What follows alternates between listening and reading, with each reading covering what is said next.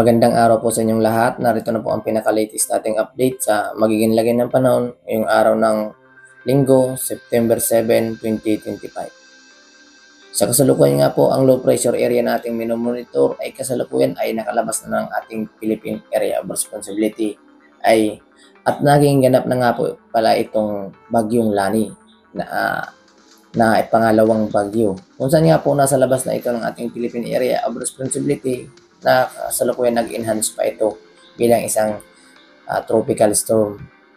Kaya naman po inaasahan po natin ang wala naman po itong direktang epekto sa ating bansa na kung saan may lakas nga po ito na umaabot sa 60 km per hour at may pagbugso po ito na umaabot sa 85 km per hour.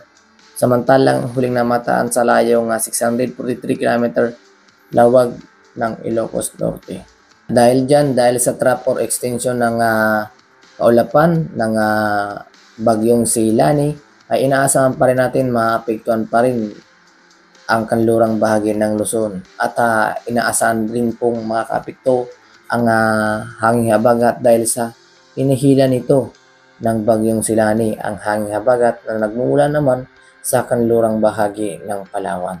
At dahil dyan, pinag-iba yung pag-iingat din po ang ating mga kababayan, lalo na sa area ng Ilocos Norte, Abra, Ilocos Sur, La Union, Pangasinan, Zambales, Bataan, at Tarlac.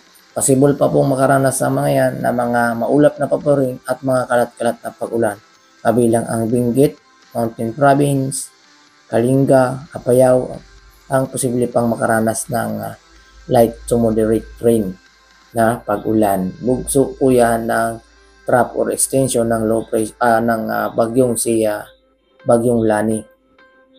Samantalang ang nalalabi ng Luzon ay inaasahan pa rin natin makakaranas na ng improved weather dahil sa bahagya na lang po ito nakaka-epekto ang hanging habagat at trap ng bagyong Lani sa area ng Luzon. Kaya naman sa silangang bahagi ng ating bansa, inaasahan po ng improved weather dito sa area ng Cagayan Valley Region, Isabela, Nueva Vizcaya, Quirino, Aurora, Quezon Province, Camarines Norte, Camarines Sur, Catanduanes, Albay, Sorsogon.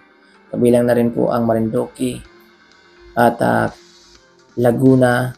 Ang mga nabanggit pong lugar ay possible na rin pong makaranas ng improved weather at kabilang na rin po ang Batangas sa makaranas ng improved weather dahil po sa bagyang paghina na rin ng epekto ng bagyong Lani dito sa mga nasabing lugar.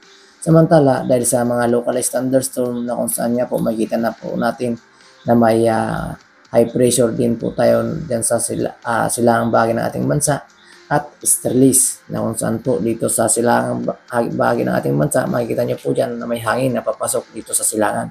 Yan po yung tinatawag nating easterlies na nanggagaling sa Pacific Ocean na mainit na temperatura na kung saan nga po nagdadala ito ng maalinsangan na panahon lalo na sa umaga hanggang sa tanghali na kung saan pagsapit ng hapon at gabi, nandyan na po yung pagtaas ng mga localized thunderstorm dahil sa mainit na temperatura sa umaga na nagde-develop into tropical disturbance na kung saan ito na po yung tinatawag nating mga cloud cluster na localized thunderstorm na kung saan nagkakaroon ng mga isolated or yung mga pulong-pulong mga pagulan or kalat-kalat lalo na sa mga mabubundok na lugar na kung saan doon po yung nade-develop yung mga localized thunderstorm.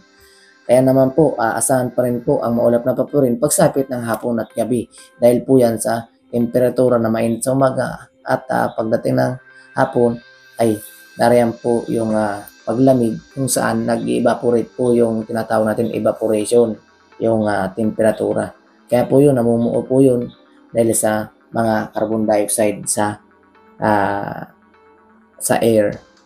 At yan nga po ang pinakalagay ng ating panahon dito sa silangang bahagi ng ating bansa at kanlurang bahagi ng Luzon area. Kaya po maging alerto pa rin po tayo sa maulap na papurin pagsapit ng hapon at gabi. Dahil po yan sa localized thunderstorm.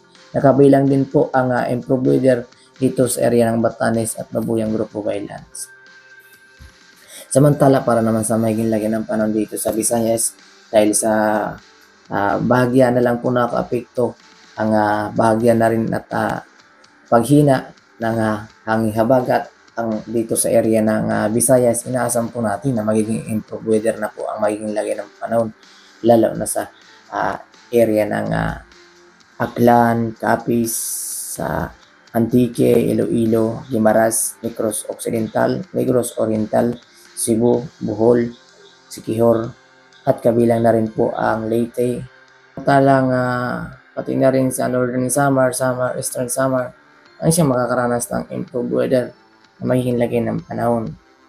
Dahil po yan sa paghina na ng epekto ng hangin habagat sa area ng Visayas. Samantala, para naman sa magiging lagay ng panahon dito sa Mindanao, ay inaasahan din natin magiging maliwalas na rin po ang panahon na kung saan nga po dito sa Zamboanga Peninsula, Sorsogon, Maguindanao, Northern Mindanao, Davao Region, at Caraga Region ay makakaranas ng improved weather na kung saan nga po posible pang makaranas ng mainit na panahon ang ating mga kababayan, lalo ngayong pagsapit ng umaga. Dahil po yan sa paghina ng epekto ng hangin habagat na kung saan nga po ang siya nakakapekto sa Mindanao ang hangin estrellis o yung mainit na temperatura na nanggagaling sa Pacific Ocean na nagdudulot ng malinsangan na panahon pagsapit ng umaga hanggang tanghali po yan. Ngunit pagsapit ng hapon at gabi, inaasahan po natin ng mga localized thunderstorm na dulot nga po nitong maalinsangan na panahon na nagkakaroon ng mga thunderstorm pagsapit ng hapon at gabi.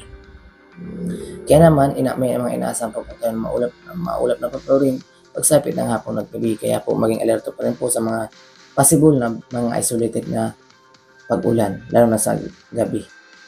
Para naman po sa maging lagay ng panahon dito sa Palawan ay naasahan pa rin po natin na magiging improved weather na rin po ang panahon dahil sa paglayo or bagyang pagtaas ng hangin habagat na kung saan slightly na lang po nakaka-apekto dito sa area ng Palawan. Kaya naman po inaasahan natin ngayong umaga ang improved weather dito sa Palawan area.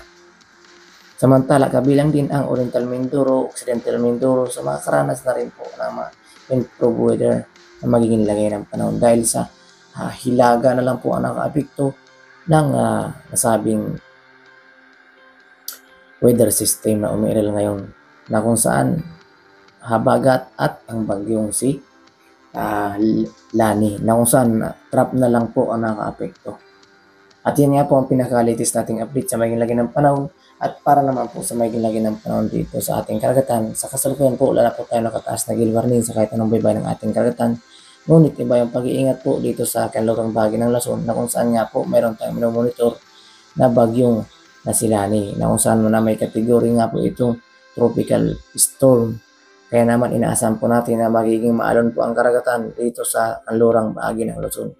Na malubang mapanganib sa mga kababayan natin, may mga maliliit na sasakyang pandagat na nais pang pumalaut. Kaya po sa may mga maliliit na sasakyang pandagat na dito sa area ng kanlurang bahagi ng Luzon ay mabuti pong ipagmaliban po muna pumalaot upang makaiwas po tayo sa disgrasya na posibleng mangyari dahil sa pagtaas po ng alon ng ating karagatan. So, at yan nga po ang pinakalagay ng ating panahon ngayong araw ng linggo, September 7, 2025. Maraming salamat po sa inyong lahat. At para sa mga latest update, huwag kalimutang mag-subscribe sa aming YouTube channel para ma-notify po kayo sa panibago nating update sa mga bagong ulat panahon. At don't forget to share at para marami po tayong maabiso ng mga kababayan, lalo na nasa mga mabababang lugar o mabubundok na lugar na lubang mapanganib sa mga inaasahan pa rin natin ng mga pag-ulan dito sa area ng Luzon, lalo na sa kanluran ng Luzon. At yan po, maraming salamat and God bless us all guys. Bye for now.